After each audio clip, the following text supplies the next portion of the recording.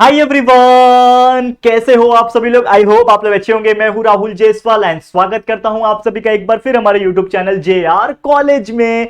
दोस्तों, जैसा कि आप जानते हैं, JR college is a part of JR tutorials YouTube channel and यहां पे आप सभी बच्चों के लिए, हम 11th एंड 12th के बच्चों के लिए, साइंस एंड कॉमर्स दोनों के लिए ही वीडियोस कम से कम हम डालते हैं। और आप देखोगे कंटिन्यूअस तरीके से हम वीडियोस डाल रहे हैं, चाहे वो 11th साइंस का पीसीएमबी सब्जेक्ट हो या फिर 11th कॉमर्स के सब्जेक्ट्स हो या फिर 12th साइंस या फिर 12th कॉमर्स के हर सभी सब्जेक्ट्स के वीडियोस हम अपलोड कर रहे हैं। और पूरा वीडियोस अगर आप देखना चाहते हो तो जेआर ट्यूटोरियल्स पे भी ऑलरेडी पूरा वीडियोस अवेलेबल है, वहां से भी आप पढ़ाई कर सकते हो। आगे का पढ़ना है, बीच में का पढ़ना है, कहीं से भी पढ़ना है, हर एक चैप्टर वाइज वीडियोस आपको मिल जाएगा हमारे जेआर ट्यूटोरियल्स, जो कि मेन चैनल है हमारा। लेकिन इस चैनल जेआर कॉलेज पे न्यू बैचेस आ चुके हैं और न्यू बैचेस के हिसाब से न्यू वीडियोस कंटिन्यूस एक एक करके आ रहे। तो आज का अगेन एक वीडियो हम लेकर आए हैं जिसमें हम बात करेंगे 12th स्टैंडर्ड साइंस स्ट्रीम के लिए मैथ्स का सब्जेक्ट, मैथ्स पार्ट 1। पहला चैप्टर मैथमेटिकल लॉजिक हमारा चल रहा था, लगातार 6 लेक्चर वीडियो इसके बन चुके हैं। आज 7वां लेक्चर लेकर आया हूं जिसमें हम बात करेंगे लॉज ऑफ स्टेटमेंट की, यानी अलजेब्रा ऑफ स्टेटमेंट। स्टेटमेंट हमने सीखा था क्या होता है, पी एंड क्यू, पी और Q, conditional, implication, bye conditional, ये सभी चीज हमने देखा था। अब ये जो चीजें होती है, करेक्ट है, ये चीजों के अंदर भी बहुत सारे रूल्स एंड रेगुलेशंस लगते हैं। तो वो रूल्स एंड रेगुलेशन क्या है, पूरा एक कंप्लीट चार्ट है उसका, वो चार्ट आपको डिस्प्ले करूंगा यहां पे स्क्रीन के ऊपर और एक एक करके आपको हर एक चीज बताऊंगा। ये वीडियो को बस एंड तक देखना। ये वीडियो बहुत बड़ा नहीं होने वाला, क्योंकि इस वीडियो में सिर्फ हम लोग जो कॉन्सेप्ट है उसको समझेंगे और इसके बाद जो लेक्चर आएगा, जो कि होगा हमारा 8वां लेक्चर, लेक्चर नंबर 8, उसमें हम एक्सरसाइज सॉल्व करेंगे 1.4 का। लेकिन आज का वीडियो छोटा है, इसके लिए आपको कंसेप्ट पूरा समझ के लेना होगा। अगर आपको आज के इस वीडियो में कंसेप्ट समझ जाएगा तो अगले लेक्चर में, जो कि फटाफट अपलोड हो जाएगा, उसमें आपको पूरा एक्सरसाइज भी समझ में आ जाएगा। शुरुआत करें, चलो।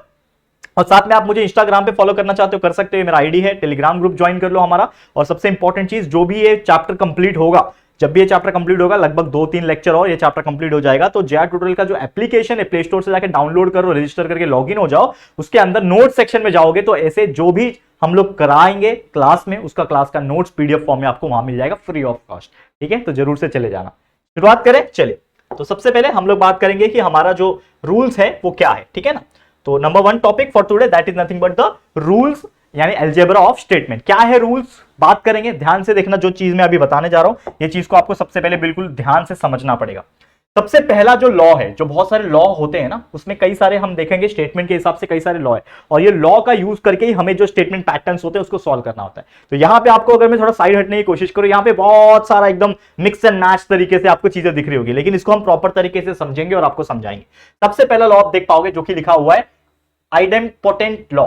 ठीक है, इडिम्पोटेंट बोल लो, आइडेम्पोटेंट, बहुत सारे लोग अलग अलग तरीके से इसका नाम यूज करते हैं।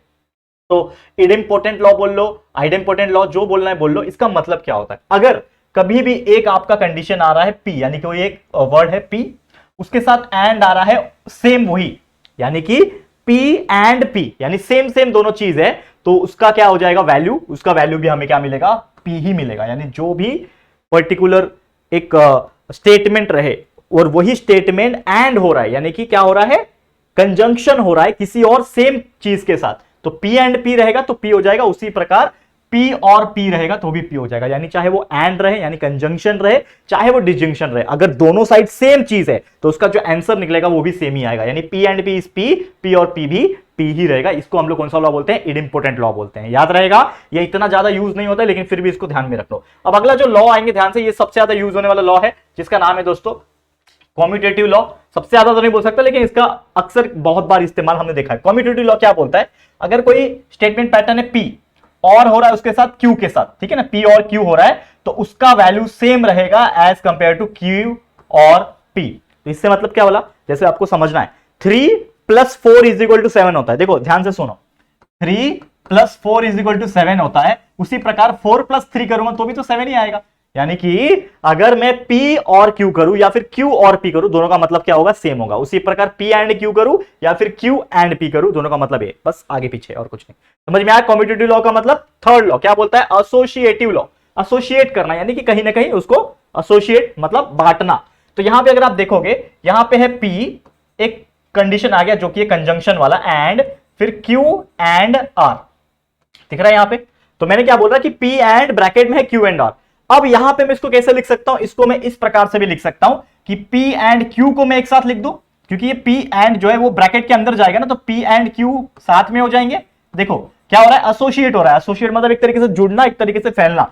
तो P एंड था, ये Q एंड R साथ में था, लेकिन P एंड Q साथ में हो गया, अभी बीच में एंड तो था ही, एंड आ गया, और फिर P एंड ये R के साथ भी साथ में आ जाएगा। ठीक है, ठीक है, क्या आ गया, मैंने क्या किया, ये P and Q and R बचपन में आपने एक पढ़ा होगा, आई गेस 9th या 10th में आपने पढ़ा होगा कि अगर पहला ट्राइंगल इज सिमिलर टू दूसरा ट्राइंगल, दूसरा ट्राइंगल इज सिमिलर टू तीसरा ट्राइंगल, तो पहला और तीसरा ऑटोमेटिकली सिमिलर हो जाएंगे, ये हमने पढ़ा था। सेम उसी प्रकार कि P एंड है Q के साथ और Q एंड है R के साथ, तो P Q के साथ एंड हो गया और जो R है उसको अकेला साइड में रख दिया, एंड R हो गया। उसी प्रकार हम लोग इसको ऐसे भी बोल सकते हैं कि तीनों के तीनों एक दूसरे को एंड होंगे, तो P and Q and R, तो ये भी हम बता सकते हैं। ये कौन सा ये है लॉ, है एसोसिएटिव लॉ। ये सभी चीज समझ के लो, ठीक है ना, इसको याद करके लो कि कौन से लॉ में क्या लॉजिक है, वो अगर आप समझ लोगे तो इसके बाद जब मैं क्वेश्चंस कराऊंगा तो आपको हर एक चीज ज्यादा इजी तरीके से समझ में आएगा। अगला जो लॉ आप देखोगे, अब देखो यहाँ पे एंड के लिए था, उसी प्रकार ये और के लिए भी था, ये मतलब आपका एसोसिएटिव लॉ जो है वो दोनों है, ये वाला और ये वाला दोनों एसोसिएटिव लॉ, ये एंड के लिए, ये और के लिए, दोनों के लिए। अब अगला लॉ है ये हमारा डिस्ट्रीब्यूटिव लॉ। डिस्ट्रीब्यूटिव लॉ क्या बोल रहे हैं, देखो यहाँ पे ध्यान से, कि अगर P रहे एंड रहे, P रहे एंड रहे और ब्रैकेट में Q और R रहे, मतलब अलग हो गया एंड और यहां पे R, यानी कि P है एंड है और यहां पे Q और R है, तो इस कंडीशन में क्या हो जाएगा कि P एंड होगा Q के साथ, देखो ये P एंड Q के साथ होगा, P एंड Q, और ये जो और है, ये और का सिंबल यहां पे रहेगा और ये P एंड R हो जाएगा यहां पे भी। मतलब कहीं ना कहीं जैसे हम लोग बचपन में मैथ सॉल्व करते थे कि ब्रैकेट के अंदर एक प्लस होगा, फिर मेन वाला प्लस, फिर ब्रैकेट के अंदर जो दूसरा वाला टर्म होगा उसके साथ भी प्लस हो जाएगा, तो सेम उसी प्रकार कि P एंड था और ये Q V R था, तो P एंड होगा एक बार Q के साथ और P एंड होगा एक बार R के साथ, तो वही चीज यहां पे हो रहा है। इस लॉ को हम लोग क्या बोलते हैं, डिस्ट्रीब्यूटिव लॉ। तो ये दोनों सेम है, ये एंड के कंडीशन के लिए, ये और के कंडीशन के लिए, दोनों के मतलब सेम है। बस आपको क्या करना है, ब्रैकेट ओपन कर दिया आपने, Q एक बार आ गया और P इसके साथ हो गया, तो इसको हम लोग क्या बोलेंगे, डिस्ट्रीब्यूटिव लॉ। ये भी सबसे ज्यादा ये भी यूज होता है, बहुत ज्यादा यूज होता है। अगला है डी मॉर्गन्स लॉ। क्या बोलता है, देखो डी मॉर्गन लॉ, ये सब अलग अलग मैथमेटिशियन थे जिन्होंने ये सब लॉ बनाया था। तो डी मॉर्गन लॉ क्या बोलता है, देखो ध्यान से, डी मॉर्गन लॉ क्या बोलता है कि अगर कोई भी स्टेटमेंट पैटर्न रहे, जैसे यहां पे P एंड Q है, ठीक है, उसका अगर क्या है, निगेशन आ गया, देखो यहां पे P एंड Q था, उसका आ गया निगेशन। अब निगेशन में क्या होता है, आपको ये चीज पता ही है, निगेशन ऑफ P हो जाएगा, ठीक है, बीच में एंड था तो एंड बन जाता है, और जो बीच वाला चीज होता है, जो मेन चीज होता है, जो मेन कंडीशन होता है, वो भी उल्टा हो जाता है। तो निगेशन ऑफ P तो बन गया, लेकिन एंड क्या बन जाएगा, ये और बन गया और ये निगेशन Q बन जाएगा। समझ में आ रहा है, तो ये है आपका कौन सा law, that is nothing but D Morgan's law. Same उसी प्रकार अगर ध्यान से देखो P और Q था, इसका नेगेशन करोगे तो नेगेशन ऑफ P बन जाएगा और बन जाएगा एंड और नेगेशन Q। दिख रहा है आपको क्लियर, बोर्ड के ऊपर उम्मीद कर रहा हूं आपको दिख रहा होगा, तो ये आपका समझ में आ गया, that is nothing but your D Morgan's law.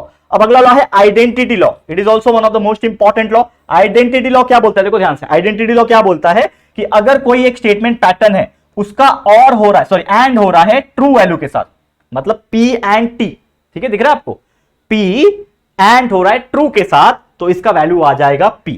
यानी कि जो भी स्टेटमेंट दिया रहेगा, समझ लो कोई स्टेटमेंट है P नाम का, अब उसके साथ एंड होगा, यानी कंजंक्शन होगा ट्रू वैल्यू के साथ, तो P एंड T का मतलब होता है P। वैसे ही P एंड फॉल्स का मतलब होता है फॉल्स, यानी कि जब P एंड T रहेगा तो P भारी है, P एंड T रहेगा, P के साथ एंड में T रहेगा तो वैल्यू P ही आएगा, लेकिन P के साथ अगर एंड में फॉल्स आ गया तो वैल्यू फॉल्स आएगा, समझ जाना। तो ये आपको याद रखना है। उसी प्रकार दूसरा कंडीशन इसी में कि P और F रहेगा, यानी P रहेगा और रहेगा फॉल्स, तो यहां पे P आ जाएगा, ठीक है, P के साथ और रहेगा फॉल्स में तो P आ जाएगा, लेकिन P के साथ अगर और में ट्रू रहेगा तो वैल्यू ट्रू आएगा। तो इस प्रकार से इसको ध्यान में रखना है, ठीक है ना, इसको आपको याद करना ही पड़ेगा। एनी हाउ कैसे याद करोगे, P एंड T आया तो P, P एंड F आया तो F, वैसे ही PVF आया, PVF देखो PVF आया तो F, ठीक है, सॉरी PVF आया तो P, और PVT आया, प्राइवेट आ गया, PVT प्राइवेट आ गया तो T, ऐसा इस प्रकार से याद रख लो। अगला है complement law. It is also one of the most important law. क्या है कि अगर कोई भी एक स्टेटमेंट पैटर्न है, समझ लो P, उसका एंड हो रहा है उसी के निगेशन के साथ, यानी P and negation of P, उसी के साथ उसका निगेशन में हो रहा है। जैसे ये था कि P एंड P था, ये दोनों सेम थे तो वैल्यू P आया। कौन सा लॉ था हमारा, आइडेंपोटेंट लॉ। लेकिन ये है P एंड और उसी के निगेशन के साथ, यानी P and negation of P के साथ, तो वैल्यू फॉल्स आएगा। क्या आएगा, फॉल्स वैल्यू आएगा, याद रखना।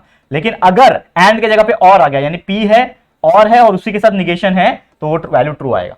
मतलब एंड के कंडीशन में फॉल्स और के कंडीशन में ट्रू। अगर दोनों एक दूसरे के अपोजिट वाले, यानी P एंड निगेशन P वाले में एंड होगा, एंड आ गया तो फॉल्स है, और आ गया तो ट्रू है, ठीक है, याद रहेगा। Complement law. तीसरा है एब्जॉर्प्शन लॉ। अब देखो ये एब्जॉर्प्शन वर्ड साइंस का वर्ड है, लेकिन फिर भी मैथ्स में आ गया। एब्जॉर्प्शन लॉ क्या बोलता है कि अगर P है मेरा और हो रहा है और फिर ब्रैकेट में P एंड Q हो रहा है, ठीक है। तो इस कंडीशन में क्या होगा, अगर आप ध्यान से देखोगे तो ये इसका पूरे का वैल्यू क्या आ जाएगा, P आ जाएगा, मात्र P, सिर्फ और सिर्फ P। तो आप बोलोगे सर ये क्या हुआ, देखो कभी भी याद रखना कि P अगर और हो रहा है, P और हो रहा है P एंड Q के साथ। P एंड Q मतलब क्या, कि मेरा P एक कोई स्टेटमेंट पैटर्न एंड हो रहा है दूसरे स्टेटमेंट पैटर्न के साथ, और पहले वाले का स्टेटमेंट पैटर्न और हो रहा है, तो पूरे का वैल्यू नल हो जाएगा जो कि P बन जाएगा। सेम उसी प्रकार कि अगर P एंड है PVQ के साथ तो इसका वैल्यू भी P हो जाएगा। यानी कि इन शॉर्ट कहने का मतलब क्या हुआ कि कभी भी अगर पहला वर्ड, कोई भी स्टेटमेंट पैटर्न का पहला वर्ड और उसी के साथ दूसरा वाला अगर आ जाता है, चाहे वो एंड में रहे चाहे और में रहे, चाहे और में रहे चाहे एंड रहे, पहले बाद में, लेकिन एंड और एक दूसरे के अपोजिट में रहे, ये और है तो ये एंड, ये एंड है तो ये और, तो रहे तो उसका वैल्यू सेम P वाला पहले लेटर के बराबर आ जाएगा, P आ जाएगा। That is nothing but the absorption, क्योंकि क्या किया, इस P ने इस पूरे को एब्जॉर्ब कर लिया, इस P ने ये पूरे को एब्जॉर्ब कर लिया, तो वैल्यू P आ रहा है खाली। That is nothing but the absorption law. Last, second last, conditional law. ये कंडीशनल लॉ क्या बोलता है, देखो कंडीशन आ गया इसमें, तो P कंडीशनल Q अगर आता है तो निगेशन ऑफ P और Q डायरेक्ट लिख दो। कहीं पे भी आपको P कंडीशनल Q दिख रहा है, P कंडीशनल Q, तो निगेशन ऑफ P और Q लिख दो। वैसे ही अगर P बाय कंडीशनल, हमारा अगला लॉ बाय कंडीशनल है, तो P बाय कंडीशनल आ गया, दोनों साइड एरो आ गया, तो इसमें आपको क्या करना है, एक बार P के साथ कंडीशन करना है, फिर बीच में एंड आ जाएगा, एक बार Q के साथ P कंडीशन करना है, तो आपका आ जाएगा P conditional Q and Q conditional P। और इसका वैल्यू तो आप जानते हो, हमने पहले भी सिखाया था। इसका मतलब क्या है, P कंडीशनल Q का है नेगेशन ऑफ P और Q, तो इसकी जगह पे आ गया नेगेशन ऑफ P और Q, फिर बीच में आ गया आपका एंड, ठीक है, तो ये आ गया आपका Q कंडीशनल P का क्या आ जाएगा, नेगेशन ऑफ Q और P, ठीक है। तो सेम वही चीज है, बस आपने इसको दो बार लिखा, तो ये आपका बाय कंडीशनल बन गया। तो ये इतने सारे लॉ थे, उम्मीद करता हूं ये लॉ आपको बहुत अच्छी तरीके से समझ में आ गया होगा, बहुत ज्यादा इजी भी होगा ये लॉ, ठीक है। लेकिन ये दिखने में जितना सिंपल लगता है उतना वाकई में है नहीं। क्यों ये चीज मैं बोल रहा हूं, क्योंकि ये सब चीज आपको एट ए टाइम याद रखना पड़ेगा। जब आप एग्जांपल्स को सॉल्व करोगे तो आपको क्लिक होना चाहिए दिमाग में कि भैया यहां पे इस स्टेप में इनमें से कौन सा लॉ यूज करना है, और ये सबसे बड़ा चैलेंज होता है कोई भी पर्टिकुलर स्टूडेंट के लिए। एज ए टीचर भी मैं ये बोल रहा हूं, क्योंकि क्या होता है ना, इतने सारे लॉ दिमाग में होने चाहिए। अच्छा ये कंडीशन है, अच्छा कौन सा लॉ यूज होगा, ये तो आपको धीरे धीरे प्रैक्टिस लगेगा। लास्ट ईयर भी मैंने जब पढ़ाया था JR ट्यूटोरियल्स पे, मैं पूरा ऑलरेडी पूरा आपके जितने भी चैप्टर से पढ़ा के रखा हुआ है, मैंने भी पढ़ाया, हमारे साथ नौशाद सर भी थे, उन्होंने भी पढ़ा के पूरा रखा है। आप आगे का पढ़ाई भी कर सकते हो, कोई परेशानी नहीं। लेकिन जो न्यू वीडियो बन रहे हैं उस हिसाब से मैं क्या बता रहा हूं आपको, कि जब मैंने लास्ट ईयर भी पढ़ाना स्टार्ट किया था तो स्टार्टिंग में बहुत सारे ऐसे लॉ थे जो क्लिक नहीं होते थे दिमाग में, क्योंकि यार इसके लिए क्या चाहिए, कंटिन्यूस प्रैक्टिस चाहिए। और जब मैं पढ़ाता गया तो मुझे खुद रियलाइज हुआ कि यार ये तो बहुत ज्यादा मजेदार है, बहुत ज्यादा सिंपल भी है, ठीक है। तो यानी कि अगर आप भी प्रैक्टिस करोगे तो आपको भी इजी लगेगा, है कि नहीं। ये सब चीज कुछ नहीं है, हम तो बहुत बड़े बड़े चीज, हमारा मेमोरी बहुत बड़ा है, दिमाग का बहुत बड़ा चीज आ जाता है। पूरे दुनिया में 60 साल जीते, 60 साल का दिमाग लेके घूमता है ये ब्रेन, तो बहुत बड़ा ब्रेन है, इस्तेमाल करो इसको, ठीक है। तो चलिए जाएंगे हम लोग सीधा एग्जांपल की तरफ। ये सब चीज आपको समझ में आ गया होगा, आप थोड़ा एग्जांपल का इस्तेमाल करेंगे और रियल लाइफ में कैसे एग्जांपल सॉल्व किया जाता है उस रूल्स के यूज करके ये हम लोग सीखेंगे, ठीक है। तो ध्यान से देखना, पहला क्वेश्चन जो स्क्रीन के ऊपर आपको दिख रहा है, हम लोग फटाफट से आपको सॉल्व कराते हैं। तो देखो ध्यान से देखना, सबसे पहले क्या है, PVQ। पहले क्वेश्चन पढ़ो, क्वेश्चन क्या बोल रहा है, right the negation using the rules. आपको रूल्स का यूज करना है, जो मैंने अभी रूल्स एंड लॉ सिखाया है आपको, उस लॉ एंड रूल का यूज करके आपको इस चीज का निगेशन निकालना है। तो निगेशन निकालना है मतलब निगेशन का सिंबल लगा दो और पूरा ब्रैकेट में लिख दो कि PVQ एंड यहां पे QV निगेशन ऑफ। क्वेश्चन मैंने उतार लिया सेम का सेम। अब इस पूरे का क्या करना है, हमें निगेशन करना है, ठीक है। तो पूरे का निगेशन कर रहा है, मुझे बताओ निगेशन वाला कौन सा लॉ था, मुझे बताओ। अगर आपको याद आ रहा होगा तो निगेशन लगाने वाला कौन सा लॉ था, अगर आपको याद आ रहा होगा दोस्तों, तो एक लॉ था जो अभी अभी हमने आपको पढ़ाया निगेशन वाला, जो कि था डी मॉर्गन्स लॉ। देखो negation of P and Q, negation of P और निगेशन ऑफ Q बन रहा है, मतलब हमें डी मॉर्गन लॉ लगाना पड़ेगा। तो डी मॉर्गन लॉ कैसे आएगा, देखो यहाँ पे निगेशन ऑफ, ठीक है, ये P है समझ लो, ये पूरा का पूरा P है, तो यहां पे क्या हो जाएगा, निगेशन ऑफ P VQ, ये वैसे का वैसे, ये निगेशन ये पूरे ब्रैकेट के लिए आ गया, ये निगेशन से ये एंड क्या बन जाएगा, और बन जाएगा, और ये निगेशन ये पूरे ब्रैकेट को लग जाएगा, negation of QV negation of R। समझा, ये किससे आया, आगे आप डैश मार के ऐसा लिख दो, डी मॉर्गन लॉ के वजह से ये आपका स्टेटमेंट पैटर्न बना, मतलब इतना स्टेप आपका डी मॉर्गन लॉ से आया। अब अगला स्टेप देखो ध्यान से, अगला स्टेप कलर चेंज कर दूं क्या आपके लिए, चलो ध्यान से देखना, कलर में चेंज कर रहा हूं, ये वाला कलर लेता हूं, चलो कलर में चेंज करता हूं, ये वाला कलर लेता हूं, चलो। अब यहां पे अगला स्टेप क्या होगा, ये निगेशन है, ये पूरे ब्रैकेट को ओपन करेगा, तो निगेशन ऑफ P बन जाएगा। अब ये और इस निगेशन के वजह से एंड बन जाएगा, और ये निगेशन Q के साथ लगेगा, तो ये बन जाएगा निगेशन ऑफ Q, इसको ब्रैकेट में ले लो, ठीक है। ये और वैसे का वैसे ही रहेगा, ठीक है। अब ये जो निगेशन है ये क्यू के साथ जाएगा तो निगेशन ऑफ क्यू, ये निगेशन की वजह से ये और क्या बन जाएगा एंड, और ये निगेशन की वजह से निगेशन कैंसिल और सिंपली बच जाएगा आर। इसको भी आप ब्रैकेट में लिख दो। तो ये क्या बन गया, ये भी आपने क्या किया, इन शॉर्ट सब में निगेशन ही लगाया। मतलब यहां पे भी आपने कौन सा लॉ यूज किया दोस्तों, डी मॉर्गन लॉ ही यूज किया है। जो लॉ यूज करेंगे आपको उस चीज के बारे में लिखना पड़ेगा, नहीं तो मार्क्स कट होंगे एग्जाम में। तो आपने यहां पे भी कौन सा लॉ यूज किया, निगेशन वाला ही लॉ, जो कि जिसका नाम क्या था, डी मॉर्गन लॉ। ये आपको समझ में आ गया होगा। अब यहां पे अगर हम बात करें अगले स्टेप में, अगला स्टेप क्या होगा, ध्यान देना, अगला स्टेप क्या होगा, थोड़ा सा ध्यान देना। यहां पे वापस से मैं कलर चेंज कर रहा हूं। यहां पे एक लॉ था हमारा, अगर आपको याद होगा, एक लॉ था, क्या करने वाला लॉ, कम्यूटेटिव लॉ जो था, ये एक ऐसा लॉ था जिसमें हम लोग इधर का उधर, उधर का इधर कर सकते हैं कि नहीं। देखो पीवीक्यू लिखा है, हमने क्या किया, क्यूवीपी लिख दिया। मतलब पहले क्यू लिख दिया फिर पी लिख दिया।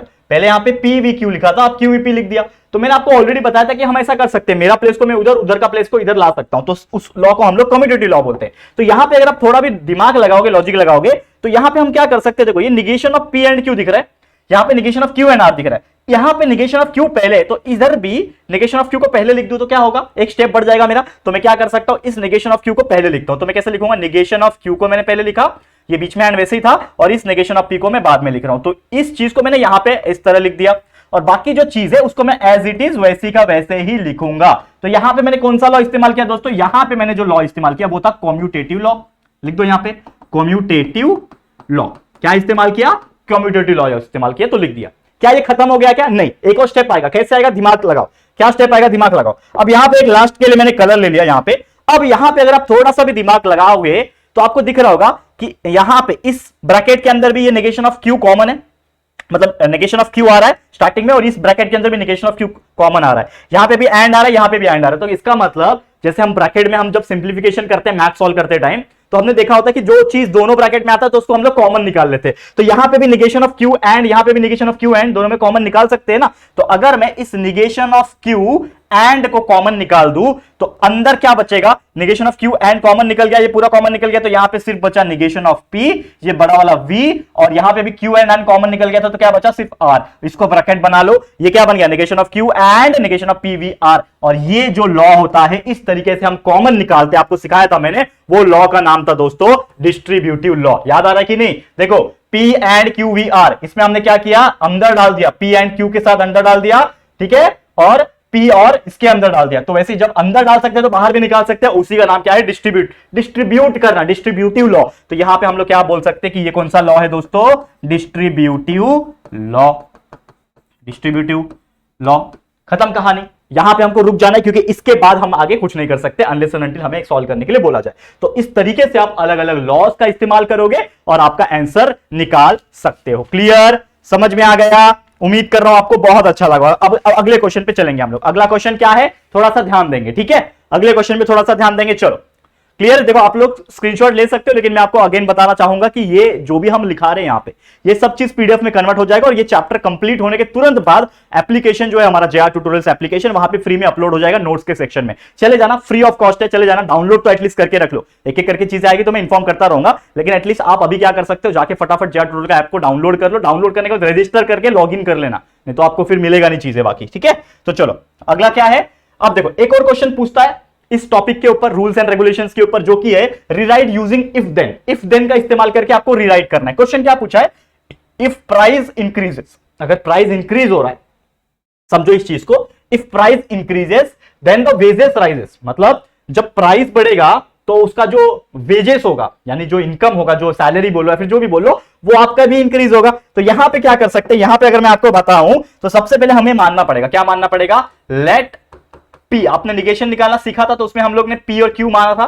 तो इफ प्राइस इंक्रीजेस, तो पी को मैं क्या मान लूंगा, प्राइस इंक्रीजेस, प्राइस इंक्रीजेस को मैंने क्या मान लिया दोस्तों, पी मान लिया। उसी प्रकार क्यू मान लूंगा, क्यू को क्या मानूंगा, if price increases, price increases को मैंने पी मान लिया, देन को नहीं लेंगे, the wages rises, the wages rice, the wages rice, ये आपका क्या हो गया, क्यू हो गया। तो हमारा कंडीशन क्या बन रहा है, इफ देन पी क्यू, तो हमारा क्या बन जाएगा, पी कंडीशनल क्यू। ये हमारा क्या बन गया दोस्तों, कंडीशन बन गया, क्योंकि ऑब्वियसली इफ देन दिया होता है तो हमारा जो स्टेटमेंट पैटर्न बनता है वो इस प्रकार बनता है। तो पी कंडीशनल क्यू बन गया हमारा, समझ में आ रहा है। अब मेरे को क्या करना है, रीराइट करना है इफ देन के हिसाब से। तो मेरा पी कंडीशनल क्यू बन गया ना। अब मुझे पता है कि पी कंडीशनल क्यू का मतलब क्या होता है, हमने अभी अभी सीखा था यहां पे, देखो यहां पे कौन सा लॉ था, वो कौन सा लॉ था, पी कंडीशनल क्यू जब भी आ जाता है, मतलब पी इंप्लीकेशन क्यू आ जाता है, तो ये लॉ है कंडीशनल लॉ। ये क्या बोलता है, निगेशन ऑफ पी और क्यू बन जाएगा। तो ये क्या बन जाएगा दोस्तों हमारा, ये बन जाएगा निगेशन ऑफ पी और क्यू। क्यों बना ये चीज, क्यों बना, रीजन क्या है, कंडीशनल लॉ। कंडीशनल लॉ के वजह से, कंडीशनल लॉ के वजह से ये हमारा बन गया। ठीक है, तो कंडीशनल लॉ के वजह से ये आ गया। अब निगेशन ऑफ पी, रीराइट करो स्टेटमेंट, स्टेटमेंट रीराइट करो। देखो निगेशन ऑफ पी, तो पी क्या है, प्राइस इंक्रीजेस, तो निगेशन ऑफ पी मतलब प्राइस नॉट इंक्रीजेस, तो हम लोग क्या लिखेंगे, रीराइट स्टेटमेंट करो। तो if the price not increases, if the price not increases, बीच में क्या है और, तो क्या आ जाएगा यहां पे और क्यू, क्यू का मतलब क्या है, और द वेजेस राइज, और द वेजेस राइज। तो ये हो गया आपका फाइनल आंसर, जो हमने क्या कर दिया, रीराइट कर दिया। करेक्ट है, क्लियर है, ठीक है। If the price not increases, यहां पे आप डू लगा सकते हो, थोड़ा स्टेटमेंट ना ग्रामेटिकल मिस्टेक लग रहा है यहां पे, तो हम लोग यहां पे डू नॉट लगा सकते हैं, डू नॉट, डू नॉट, ठीक है ना। If the price do not increases और द वेजेस राइजेस, इस प्रकार से आपका क्या आ जाएगा, आंसर आ जाएगा। तो ऐसे ही आपको अलग अलग स्टेटमेंट पैटर्न या फिर अलग अलग स्टेटमेंट दिए रहेंगे, उसको आपको रीराइट करना है इफ देन का इस्तेमाल करके, जो कि हमारा कंडीशनल लॉ के हिसाब से आ जाएगा। करेक्ट है, समझ में आ गया, आगे बढ़ जाते हैं। तो आज के लिए एक आखिरी क्वेश्चन में करा देता हूं, जो भी बचा हुआ टॉपिक है, फिर इसके बाद जो भी हमारा एक्सरसाइज के अंदर इस प्रकार के क्वेश्चंस रहेंगे, वो 1.4 एक्सरसाइज वो हम लोग नेक्स्ट लेक्चर में देखेंगे। लेकिन इसको समझ लेते हैं, ऐसा क्वेश्चन भी एग्जाम में आएगा, क्या पूछता है, without using the truth table. यहां पे आपको ट्रुथ टेबल का इस्तेमाल नहीं करना, जो हमेशा से हम स्टार्टिंग में करते आए थे। ट्रुथ टेबल आपने देखा, हम लंबा चौड़ा ट्रुथ टेबल बनाते हैं, लॉजिकल इक्विवेलेंस एंड बाकी हर चीज हमने ट्रुथ टेबल के हिसाब से किया। लेकिन यहां पे ट्रुथ टेबल का इस्तेमाल करना ही नहीं है, हमको क्या इस्तेमाल करना है, यहां पे रूल्स एंड रेगुलेशन, जो आपने आपको सिखाया बहुत सारे लॉ के हिसाब से। तो हमें बोल रहा है कि आपको ट्रुथ टेबल का इस्तेमाल नहीं करना है और प्रूफ करके दिखाना है कि पी बाय कंडीशनल क्यू जो दिया है वो इसके बराबर है, मतलब left hand side is equal to right hand side, हम लोग को प्रूफ करके दिखाना है। करेंगे, कर सकते हैं, करेंगे। तो सबसे पहले मैं लेता हूं लेफ्ट हैंड साइड। सबसे पहले मैं क्या ले लूंगा दोस्तों, एलएचएस ले लेता हूं। क्या है मेरा एलएचएस, एलएचएस ले लेता हूं मैं। लेफ्ट हैंड साइड क्या है मेरा, ये P बाय कंडीशनल Q मैंने ले लिया, ठीक है। अब इसको अगर मैं सॉल्व करूंगा, P बाय कंडीशनल Q को अगर मैं सॉल्व करता हूं, तो थोड़ा सा दिमाग लगाओ, हमने अभी अभी एक बाय कंडीशनल लॉ पढ़ा है। देखो यहां पे बाय कंडीशनल लॉ क्या बोलता है कि P बाय कंडीशनल कभी भी Q आएगा तो इसका वैल्यू क्या होता है, P conditional Q and Q conditional P, और उसका टोटल ये आ जाता है। तो हम लोग करेंगे, देखो ठीक है, देखो क्या आएगा, सॉरी कहां गया, हाँ ये वाला, ठीक है। देखो यहां पे तो P बाय कंडीशनल Q का मतलब क्या होता है, P बाय कंडीशनल Q का मतलब होता है कि एक बार P कंडीशनल Q होता है एंड होता है, फिर एक बार Q कंडीशनल P होता है। तो चलो इसको सॉल्व करते हैं हम लोग, चलो फटाफट से। देखो यहां पे ध्यान से, जान से देखोगे तो आपको हर एक चीज जो है वो इजी लगेगा। अब मुझे पता है कि ये P कंडीशनल Q का मतलब क्या होता है, P नेगेशन ऑफ P और Q।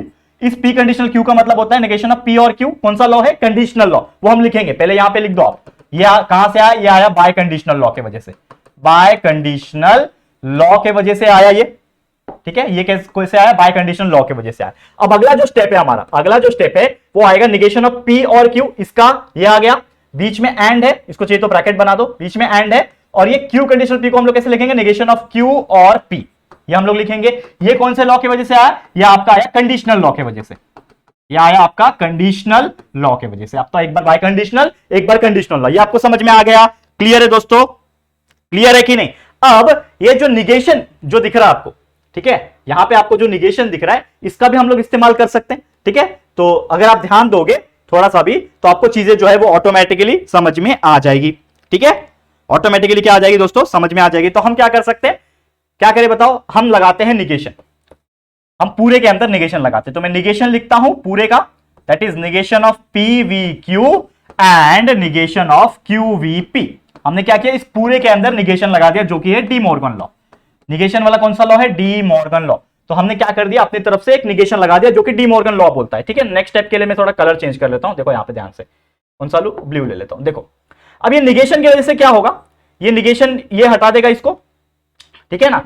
अभी देखो ये निगेशन की वजह से ये क्या हो जाएगा पूरा, ध्यान से देखना, जो चीज मैं बता रहा हूं आप लोग को, ये चीज आपको समझना पड़ेगा, ठीक है। तो ये निगेशन और ये पूरा ब्रैकेट, ठीक है, तो ये क्या हो जाएगा बताओ मुझे, क्या हो जाएगा, P बन जाएगा, ये और बन जाएगा एंड, और ये Q बन जाएगा निगेशन ऑफ Q। समझा, ये समझ में आ रहा है कि नहीं आ रहा है। ये निगेशन ऑफ, निगेशन जो P था ये हट गया, निगेशन कॉमन आ रहा है ना, तो निगेशन P आ गया, ये और का बन गया एंड, और ये निगेशन Q, ठीक है। ये एंड जो है, ठीक है, टोटल अगर हम बात करें तो ये एंड जो है वो क्या हो जाएगा आप लोग का, हट जाएगा, ठीक है। एंड जो है आपका हट जाएगा, और यहां पे आपका, हाँ एक और स्टेप हम लोग क्या कर सकते हैं ना, बढ़ा सकते हैं यहां पे। अगर आप चाहते हो ना ये स्टेप ना करो तो डायरेक्ट हम लोग क्या कर सकते हैं ना, एक स्टेप बढ़ा सकते हैं। अगर आपको सही लग रहा होगा तो हम लोग बढ़ा लेंगे एक स्टेप और। ठीक है, ध्यान से देखना ये चीज, ध्यान से एक चीज हम लोग यहां पे कर सकते हैं। ठीक है, तो देखो यहां पे ना एक बेटर चीज क्या होगा करने वाला, एक सेकंड रुक जाओ, बस एक सेकंड रुक जाओ। ये जो निगेशन हम लोग लगा रहे हैं डी मॉर्गन्स लॉ में, हम लोग ये निगेशन निकाल भी तो सकते हैं ना। अगर आप चाहोगे तो यहां पे मैं निगेशन निकाल सकता हूं। तो मुझे एक बात बताओ, अगर मैं इस स्टेप को भी अगर मैं रिड्यूस करूं, इस स्टेप को अगर मैं रिड्यूस करूं, तो थोड़ा सा आप दिमाग दो मुझे, देखो आप लोग के साथ में कर रहा हूं। अगर ये जो चीज है हमारा कंडीशनल लॉ के हिसाब से, अगर यहां पे मैं एक बात बताने की कोशिश करूं कि यहां पे अगर मैं कॉमन निकालूं कोई चीज, तो यहां से अगर मैं निगेशन कॉमन निकाल दूं जो कि इसमें था P के पास, तो निगेशन अगर मैंने कॉमन निकाल दिया, देखो ध्यान से सुनना, इस P में से निगेशन मैंने कॉमन निकाल दिया, तो अंदर क्या बचेगा, सिर्फ और सिर्फ P बचेगा, क्योंकि इस P का निगेशन मैंने निकाल दिया क्योंकि उसके पास था। ये और का निगेशन जब बाहर निकल गया तो मतलब कहीं ना कहीं इसके ऊपर फर्क पड़ेगा ना, तो ये क्या बन जाएगा, एंड बन जाएगा। आ रहा है समझ में, ये क्या बन जाएगा दोस्तों, एंड बन जाएगा। और उसके बाद ये जो Q था, इसके पास तो निगेशन था ही नहीं, तो निगेशन जब था ही नहीं तो कैसे दे सकते, तो मतलब उसको एक्स्ट्रा निगेशन डालना ही पड़ेगा, तो ये मैंने डाल दिया। ये बड़ा वाला रहेगा वैसे का वैसे। ठीक है, अब यहां पे थोड़ा सा दिमाग दे रहा हूं आप लोगों को वापस। यहां पे कहां गया, हाँ ये वाला जो चीज आपको दिख रहा है, इसमें भी फिर से मैंने निगेशन को क्या निकाल दिया, कॉमन निकाल दिया।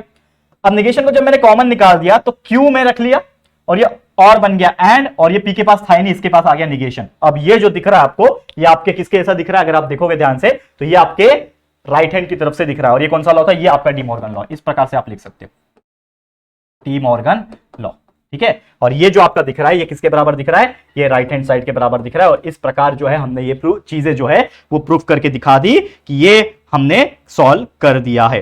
करेक्ट है, करेक्ट है कि नहीं दोस्तों, बहुत ज्यादा इजी तरीके से हमने इसको सॉल्व कर दिया। तो इसी के साथ हम क्या बोल सकते हैं कि ये जो भी चीज हमने पढ़ाया यहां पे आज, ये उम्मीद करता हूं आपको समझ में आ गया हो। ये तो 0.5% भी नहीं था टफनेस के मामले में, लेकिन जैसे जैसे हम आगे बढ़ेंगे, अभी तो हमने सिर्फ और सिर्फ आपको कुछ एग्जांपल सॉल्व करके दिखाए हैं कि यार ये वर्कआउट कैसे होता है, ये चीजें क्या होती है आप समझ सको। लेकिन जैसे हम आगे बढ़ेंगे, यानी कि अभी लेक्चर नंबर 7 आज कंप्लीट होता है, लेकिन लेक्चर नंबर 8 जो आएगा आपके लिए, वो आएगा असली खेल, यानी कि 1.4 एक्सरसाइज, जिसमें हम प्रॉपर तरीके से आप लोग के लिए हम लोग प्रूफ दैट कराएंगे without using the truth table, मतलब इस प्रकार रूल्स एंड रेगुलेशन का इस्तेमाल करके, और ऐसे कई सारे और निगेशन वाले चीजें जो हम आपको सिखाएंगे एक्सरसाइज नंबर 1.4 का। तो आप लोग बस बने रहना हमारे साथ और प्यार दिखाते रहना। तो आज के लिए इस वीडियो को इसी प्रकार एंड करता हूं। उम्मीद करता हूं आज के सभी टॉपिक्स आपको क्लियर होंगे। कुछ भी डाउट्स है तो आप मुझे कमेंट कर सकते हो या फिर डायरेक्टली इंस्टाग्राम पे डीएम कर सकते हो। ठीक है, तो आज के लिए इतना ही। ये वीडियो आपको कैसा लगा प्लीज हमें कमेंट करके जरूर से बता देना। वीडियो पसंद आया है, अच्छा लगा है दोस्तों, तो प्लीज वीडियो को लाइक कर देना, अपने दोस्तों के साथ जितना हो सके शेयर कर देना। मैं चाहता हूं हर बच्चों तक ये वीडियोस पहुंचे, जेआर कॉलेज को लोग आके देखे,